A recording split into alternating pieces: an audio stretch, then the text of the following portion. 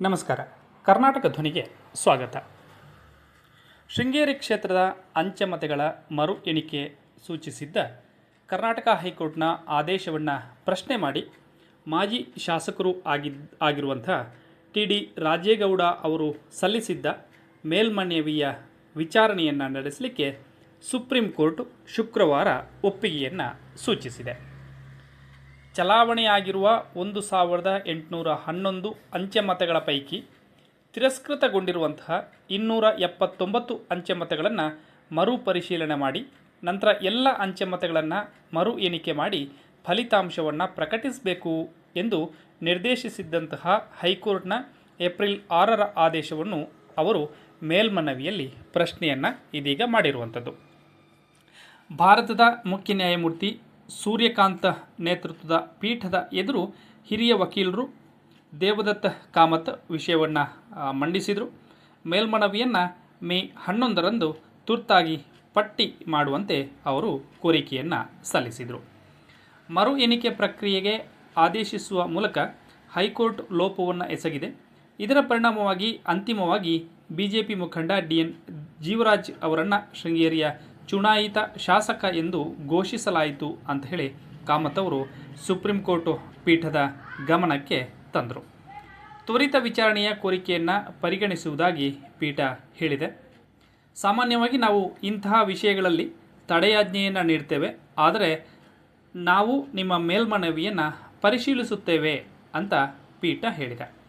2023ರ ವಿಧಾನಸಭಾ ಚುನಾವಣೆಯಲ್ಲಿ ರಾಜೇಗೌಡ ಅವರು ಜೀವನ್ ರಾಜ್ ಅವರನ್ನು 801 ಮತಗಳ ಅಂತರದಿಂದ ಸೋಲಿಸಿದರು. 1811 ಅಂಚೆ ಮತಗಳು ಚಲಾವಣೆ ಆಗಿತ್ತು. ರಾಜೇಗೌಡ ಅವರ ಸಮೀಪದ ಪ್ರತಿಸ್ಪರ್ಧಿ ಡಿ.ಎನ್. ಜೀವರಾಜ್ ಹೈಕೋರ್ಟ್ಗೆ ಚುನಾವಣಾ ತಕರಾರು ಅರ್ಜಿಯನ್ನು ಸಲ್ಲಿಕೆ ಮಾಡಿದರು.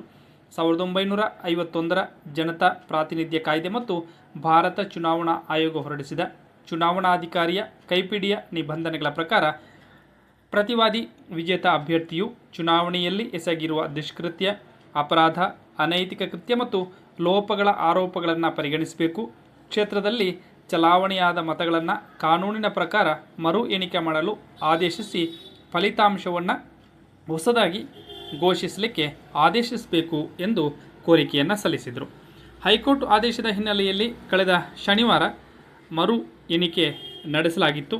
2023ರಲ್ಲಿ ಸಿಂಧುವಾಗಿದ್ದಂತಹ 1540 ಮತಗಳಲ್ಲಿ 255 ಮತಗಳು ಮರು ಮತ ಎಣಿಕೆ ವೇಳೆ ಅಸಿಂಧು ಆಗಿತ್ತು.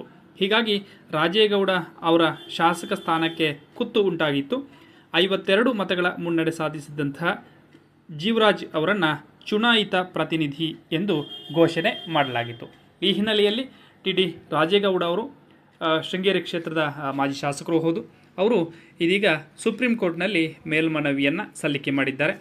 ಸುಪ್ರೀಂ ಕೋರ್ಟ್ ಕೂಡ ಮೇಲ್ಮನವಿ ವಿಚಾರಣೆ ನಡೆಸಲಿಕ್ಕೆ ಒಪ್ಪಿಗೆಯನ್ನು ಸೂಚಿಸಿದೆ. ವಿಡಿಯೋ ನೋಡೋದಕ್ಕಾಗಿ ಧನ್ಯವಾದಗಳು. ಹೊಸ ವಿಷಯದೊಂದಿಗೆ ಮತ್ತೆ ಹಾಜರಾಗ್ತೀವಿ. ಅಲ್ಲಿವರೆಗೆ ನಮಸ್ಕಾರ.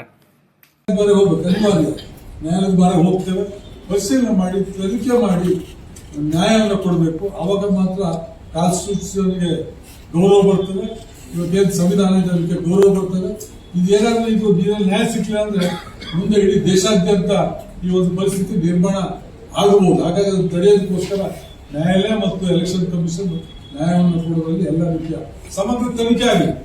ತನಿಖೆಯಲ್ಲಿ ಯಾರು ತಪ್ಪಿತಸ್ಥರಾಗಿದ್ರೋ ಅವ್ರು ತಪ್ಪಿತಸ್ಥರಾಗಿ ಅವ್ರ ತಲೆದಂಡ ಆಗಲಿ, ಇಲ್ಲ ನಾನು ತಪ್ಪಿತಸ್ಥರಾಗಿದ್ರೆ ನನ್ನ ತಲೆ ದಂಡ ಆಗಲಿ ಅನ್ನೋ ಮಾತನ್ನ ಸ್ಪಷ್ಟವಾಗಿ ನ್ಯಾಯಾಲಯದ ಮುಂದೆ ನಾನು ನಮ್ಮ ಮುಖಾಂತರ ನ್ಯಾಯಾಲಯಕ್ಕೆ ಮನವಿ ಮಾಡುವ ಮತ್ತು ಚುನಾವಣೆ ಕಮಿಷನ್ಗೆ ಮನವಿ ಮಾಡುವಂತ ಕೆಲಸವನ್ನು ನಾನು ಮಾಡ್ತೇನೆ.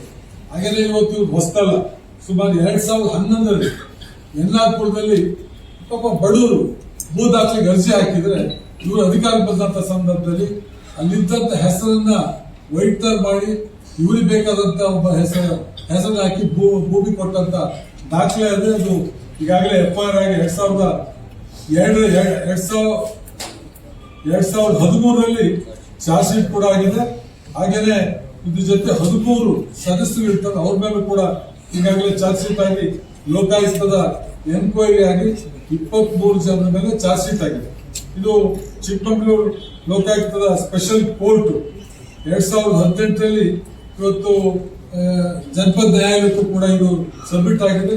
ದಾಖಲೆ ತಿದ್ದಿರ್ತಕ್ಕಂಥದ್ದು ಏನು ಫೊರೆನ್ಸಿಕ್ ಡಿಪಾರ್ಟ್ಮೆಂಟ್ ಅಲ್ಲಿ ಸಾಬೀತಾಗಿ ಆ ಕೇಸ್ ಇದೆ, ಅದರ ಒಬ್ಬರು ತಹಸೀಲ್ದಾರ್ ಕೂಡ ಇನ್ವಾಲ್ವ್ ಆಗಿ ಅವರು ಸ್ಟೇ ತಂದಿದ್ದರಿಂದ ಅದು ಇನ್ನು ನ್ಯಾಯ ಹೊರ ಬಂದಿಲ್ಲ. ಹಾಗಾಗಿ ಇವರಿಗೆ ಈ ದಾಖಲೆ ತಿದ್ದುವಂತ ಅಭ್ಯಾಸ ಮುಂಚೆ ಇರೋದ್ರಿಂದ ಇದರಲ್ಲೂ ಕೂಡ ಅವರು ಮತ್ತು ಅವ್ರ ಸಹಪಾಠಿಗಳು ಅಧಿಕಾರಿಗಳನ್ನು ಬಳಸಿ ವ್ಯಾಲಿಡ್ ಓಟನ್ನ ಇನ್ವ್ಯಾಲಿಡ್ ಮಾಡೋ ಮುಖಾಂತರ ಗೆದ್ದಿದ್ದೀನಿ ಅಂತ ಹೇಳ್ಕೊಂಡ್ ಬರ್ತಾ ಇದ್ದಾರೆ. ಹಾಗಾಗಿ ಇದರಲ್ಲಿ ತಮ್ಮ ಮುಖಾಂತರ ನಾನು ಎಲ್ಲರಲ್ಲೂ ನ್ಯಾಯಾಲಯದಲ್ಲಿ ಮತ್ತು ಎಲೆಕ್ಷನ್ ಕಮಿಷನ್ ಅಲ್ಲಿ ಮನವಿ ಮಾಡುವ ನ್ಯಾಯ ಸಿಗಬೇಕು. ಅಷ್ಟು ಮಾತ್ರ ನನ್ನ ಎಲ್ರಿಗೂ ನಮಸ್ಕಾರ.